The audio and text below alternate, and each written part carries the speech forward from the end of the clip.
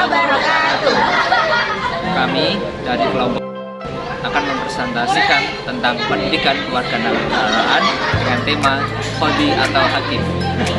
Dan nama saya Arga Dinugraha, dan ini teman saya Nuri Rahma Mufidah.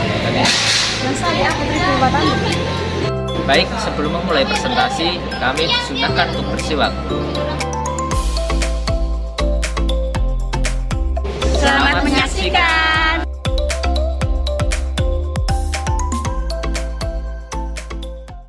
Baik, yang pertama saya akan membahas tentang pengertian hakim. Hakim adalah pejabat yang memimpin dalam sebuah persidangan. Istilah hakim berasal dari kata Arab hakimah, yang berarti aturan, peraturan, kekuasaan, dan pemerintah. Ia yang memutuskan suatu hukuman bagi pihak yang dituntut. Hakim harus dihormati di ruang pengadilan, dan pelanggaran akan hal ini dapat menyebabkan hukuman. Hakim biasanya mengenakan baju yang berwarna hitam. Kekuasaannya berbeda-beda di dalam berbagai negara. Baik, poin yang kedua, menurut Al-Mawardi ada 7 syarat untuk dipilih menjadi seorang hakim. Yang pertama, sehat jasmani dan rohani. Yang kedua, kecerdasan dan kemampuan. Yang ketiga, bebas dan merdeka. Yang keempat, beragama Islam. Yang kelima, laki-laki. Yang keenam, keadilan. Yang ketujuh, menguasai sumber hukum. Baik, selanjutnya poin ketiga, yaitu tugas hakim. Sebagai pelaku yang menyelenggarakan kekuasaan kehakiman, seperti dalam pasal 1/8 Kitab Undang-Undang Hukum Acara Pidana KUHP disebutkan, hakim adalah pejabat peradilan negara yang diberi wewenang oleh undang-undang untuk mengadili, di mana tugas dan wewenang hakim adalah untuk menerima, memeriksa, dan memutus perkara pidana berdasarkan asas bebas, jujur, dan tidak memihak di sidang pengadilan dalam hal dan menuntut cara yang diatur dalam undang-undang ini. Dalam menjalankan tugas dan wewenang hakim dalam memeriksa, mengadili, dan memutus suatu perkara, susunan majelis hakim sekurang-kurangnya terdiri dari 3 orang hakim, yaitu hakim ketua, 2 orang hakim, dan hakim anggota, dan dibantu oleh seorang panitera atau seorang yang ditugaskan melakukan pengerjaan panitera. Baik, selanjutnya poin yang keempat, yaitu qadhi secara bahasa. Berasal dari kata qadha, yakni menjelaskan hukum syariat dan berpegang atasnya serta menyelesaikan sengketa. Dengan kata lain, qadhi memiliki arti sebagai orang yang menjelaskan hukum syariat dan berpegang atas serta menyelesaikan sengketa. Baik, selanjutnya poin yang kelima, yaitu macam-macam qadhi. Pertama, qadhi khusumat atau peradilan sengketa, yang berarti qadhi yang berwenang menyelesaikan sengketa yang terjadi di antara masyarakat, baik di dalam perkara maupun muamalat maupun ukhubat. Selanjutnya, qadhi hizbah. Qadhi hizbah yang bertugas menyelesaikan penyimpanan-penyimpanan yang dapat merugikan masyarakat umum dan mengadili pelanggaran hukum syara di luar mahkamah.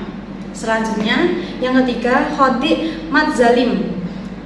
Qadhi ini berkewenangan untuk menyelesaikan persengketaan yang terjadi antara rakyat dan negara, baik pegawai, pejabat, pemerintah, ataupun khalifah.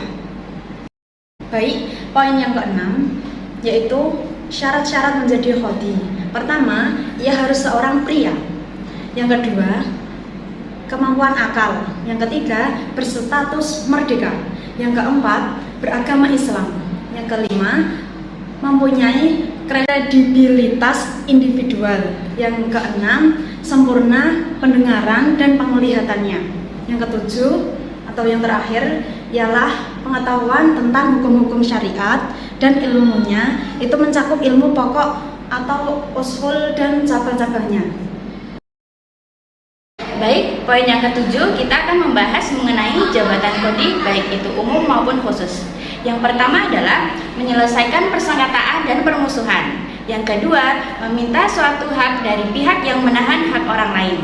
Yang ketiga, menjadi wali atas seorang yang dilarang untuk bertransaksi sendirian.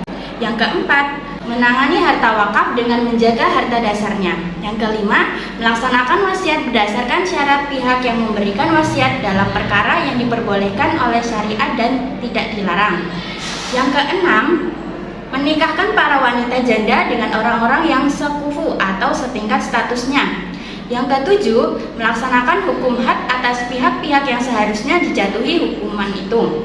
Yang kedelapan, memeriksa kemaslahatan wilayah tugasnya. Kesembilan, memeriksa saksi-saksinya serta para pembantunya dan memilih wakil-wakilnya. Yang kesepuluh, menyejajarkan dalam menangani masalah hukum manusia antara pihak yang lemah dan pihak yang kuat, dan bersikap adil dalam menetapkan keputusan antara pihak yang terhormat dan orang biasa, dan ia tidak mengikuti hawa nafsunya. Poin yang kedelapan, kita akan membahas mengenai kekuasaan hakim di Indonesia. Hakim sebagai salah satu penegakan keadilan di Indonesia yang tentu sudah selayaknya diisi oleh orang-orang yang benar-benar mempunyai kompetensi yang layak untuk menjadi seorang hakim. Sudah selayaknya hakim di Indonesia adalah hakim yang profesional. Mahkamah Agung sebagai lembaga yang bertanggung jawab atas hal ini terus-menerus berinovasi untuk mencari dan membentuk sosok hakim yang profesional. Baik, yang terakhir, kesimpulan yang dapat kita ambil adalah yang pertama, hakim adalah pejabat yang memimpin persidangan atau istilah hakim sendiri berasal dari kata Arab hakimah yang berarti aturan, peraturan, kekuasaan atau pemerintah. Yang kedua, menurut Al-Mawardi ada 7 syarat yang dipilih sebagai seorang hakim. Yang pertama adalah sehat jasmani dan rohani, yang kedua kecerdasan dan kemampuan, yang ketiga bebas dan merdeka, yang keempat Islam, yang kelima laki-laki, yang keenam keadilan, yang ketujuh menguasai sumber hukum. Yang ketiga, jabatan kodi secara khusus. Adapun jika wewenangnya khusus, ia hanya berwenang mengurusi tugas khususnya itu dan wewenangnya itu hanya sebatas masalah itu. Seperti orang yang memberikan wewenang untuk memegang peradilan sebagian hukum. Mengurus hal lain di luar wewenang yang diberikan kepadanya itu karena jabatan yang ia pegang adalah perwakilan atau pejabat pembantu, sehingga ia dapat sah secara umum maupun khusus seperti halnya hukum perwakilan atau wakalah. Hakim sebagai salah satu penegakan keadilan di Indonesia yang tentu sudah selayaknya diisi oleh orang-orang yang benar mempunyai kompetensi yang layak untuk menjadi seorang hakim. Sudah selayaknya hakim di Indonesia adalah hakim yang profesional. Mahkamah Agung sebagai lembaga yang bertanggung jawab atas hal ini terus-menerus berinovasi untuk mencari dan membentuk sosok hakim yang profesional. Sekian presentasi dari kami. Apabila ada salah kata, mohon maaf. Sekian. Terima kasih.